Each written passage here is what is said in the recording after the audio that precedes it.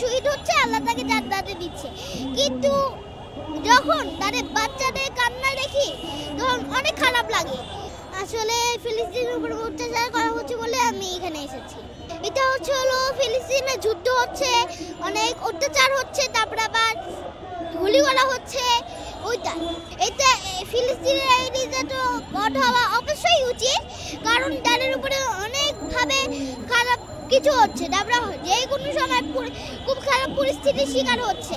তারপর আবার শহীদের মৃত্যু, এটা আমি খুব খুশি হয়েছি যে ওরা শহীদ হচ্ছে, আল্লাহ তাকে জান্নাতে দিচ্ছে। কিন্তু যখন তাদের বাচ্চাদের কান্না দেখি তখন অনেক খারাপ লাগে যে ওরা তো আর জানে না, আর ওদের মা যদি মা মরে যায় তাহলে মাকে পাবে না, আর বাবা মরে গেলে বাবা পাবে না। এই যে এরকম কিছুদিন আগে চিটাগংয়ে একটা বাবাকে জবাই করে ফেলা হয়েছিল, আমি শুনেছি। আমার খুব খুশি লেগেছে, ও শহীদ হয়েছে, শহীদে মৃত্যু পেয়েছে। কিন্তু আবার এইভাবে খুব খারাপ লেগেছে যে ওর বাচ্চা তো আছে, ও বাচ্চা কান্না করছে, আর ও তো যত ইচ্ছা হবে তার, সে তো আর বাবার সাথে আর কথা বলতে পারবে না, তাহলে তার কি হবে?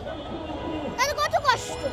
আসলে এরকম ভাবে মারা হচ্ছে, আমি এরকম চাই না, আমার খুব কষ্ট লাগে যে একজন বাবা। আমি একটা ভিডিও দেখেছি যে একটা বাচ্চা কান্না করছে একটা কিছু খাবারের জন্য, তারপরে বাবা গেল বিস্কিট আনতে, এসে দেখলো যে বাচ্চাটা এসে পড়ে গিয়েছে।